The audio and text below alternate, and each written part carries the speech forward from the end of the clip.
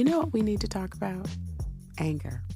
And I'm not talking about the state of the world or politics, although those things do ignite festivity in many of us. But that's not what we're talking about today. I'm talking about anger that flares up and fades away. That slow burning, simmering under the surface anger that often shows up in our relationships. The kind that makes you question if you're just becoming bitter or if your anger is something that's, bubbling to the surface for your attention. I had a conversation recently with a client and she said, "I'm too old to be this mad." She thought she should be more evolved by now. So many of us carry shame about how we feel in general, but, you know, we carry a lot of shame about being mad, especially when it comes to our relationships. So if you feel some kind of way about certain aspects of your relationship or relationships, you're in good company. You're not alone. Relationship anger in midlife, it's got a particular flavor, because it's not just about what happened yesterday or last week. It's like those patterns that we noticed, but now we can see them clearly and sometimes for the first time. But, sometimes it's about recognizing how much time we've spent being the household emotional manager. We wear so many hats. We're the default problem solver, the one who keeps track of not just logistics, but everybody's feelings. Women are angry because they're tired of being the counselor, the therapist, and not getting paid. Right? A lot of us are angry because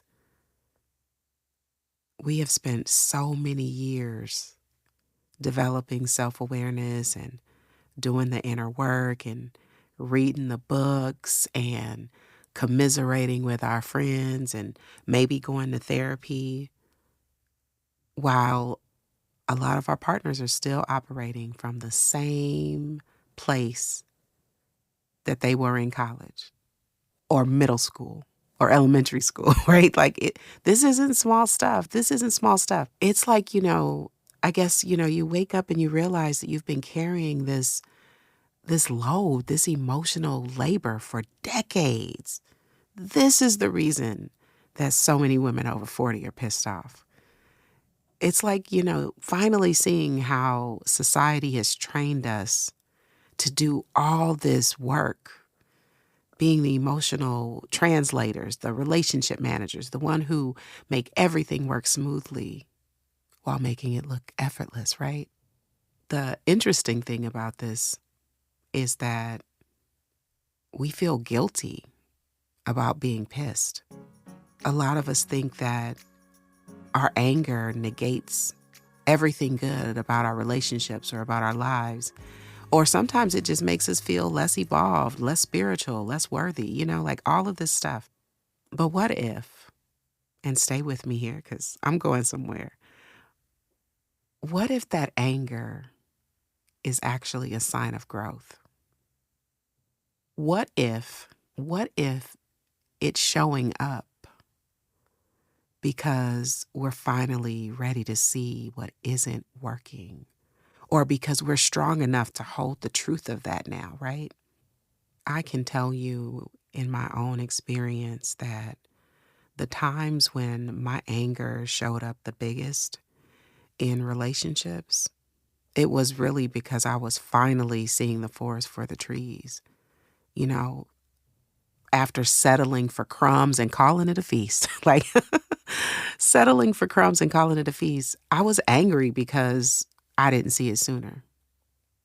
And that's not, we don't need to shame ourselves for what we couldn't see when we didn't know. The anger sometimes gets stronger because once you know, you can't unknow it, right? Like there's that.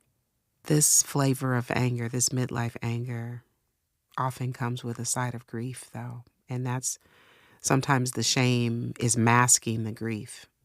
You know, that whole not seeing it sooner thing, really, that's just grief about the time we feel like we've lost. Grief for the parts of ourselves we put on hold. Grief for the things we imagined, the dreams, we desired, the places we thought we would go that we just didn't get to. Like, we're sad about that. But this is what I want you to really hear. Really hear this. Being pissed isn't a character flaw.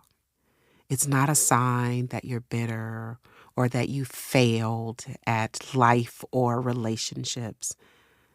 It's just information. It's all data, right? It's all data. It's information. It's wisdom. It's an invitation to pay attention because this matters, right? It's big because it matters. Sometimes that anger is just pointing us toward change, big change sometimes. And that's what makes us afraid, because uncertainty, right? Uncertainty. That's what really scares us, is that the stuff we're pissed about, the things we don't want, might actually change everything. And that's why it scares us. I am seeing such a deep need for space where women can be honest about these things, about being angry. We don't want to be rushed to forgiveness. I was having a conversation with a woman yesterday about forgiveness, and she was telling me about a friend of hers who said, I forgive them, but I don't, I can't forget. And what she's really saying is, I'm not ready to forgive. But she thinks she needs to. She thinks that that's what she's supposed to do, right? But we need space to be mad and to talk about what we're mad about and what's underneath the anger, because anger is a secondary emotion. It's usually covering up other stuff. But we need space to be with that without feeling like we need to be rushed into forgiveness, without feeling like we're less evolved if we're not ready to go there yet. We need space to explore what we're feeling without anybody telling us to just let it go or just focus on the gratitude, right? Like,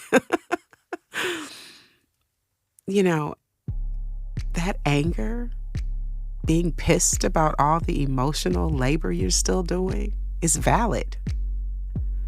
Your frustration about growing while your partner seems stuck is valid. That rage for all the years you spent dimming your light to make other people feel comfortable, valid. And I'm not encouraging you to stay mad forever, because, that's not good. It's not good for your body. That's not what I'm telling you, but you have permission to feel it fully. You have permission to feel it fully. To listen to whatever message it came to deliver, because most of the time, not all the time, but most of the time, on the other side of anger is clarity, power, truth, right? Last week, I mentioned that I am going to be opening up a group offering that's coming soon. It's called Sovereignty, because we need space to explore the layers of our relational patterns so that we can move beyond just understanding the patterns, but to actually transforming them.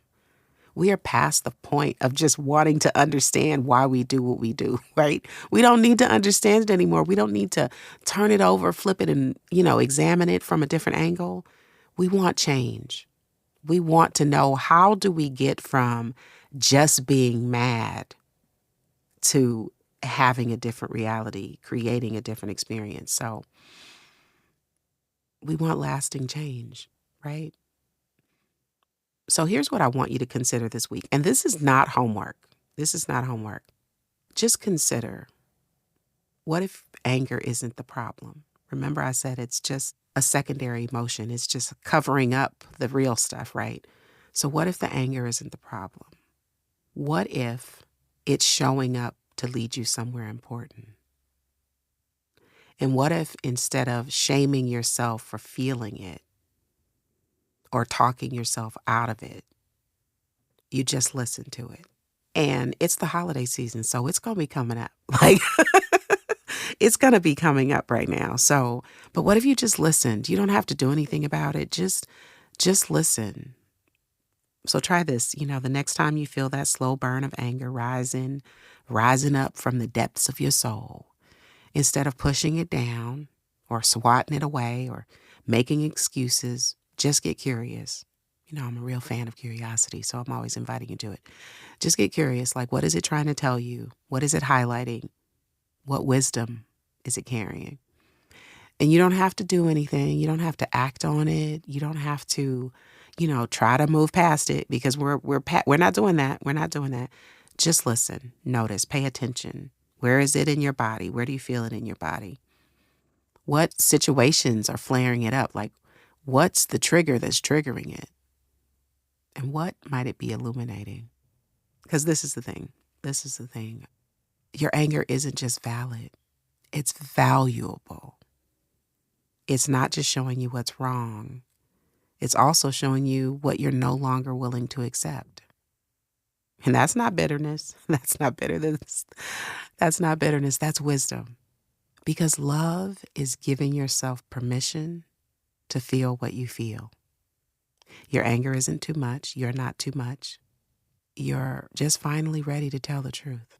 And if you're feeling called, or if you're just curious about these patterns and exploring them a little bit more deeply, check out the show notes, because I dropped a link to the wait list for sovereignty. And so you'll be the first to know when the doors open. So until next week, feel your feelings. Don't push it away. Don't swat it away. Don't make yourself wrong for whatever shows up. Give yourself copious amounts of grace. I love you.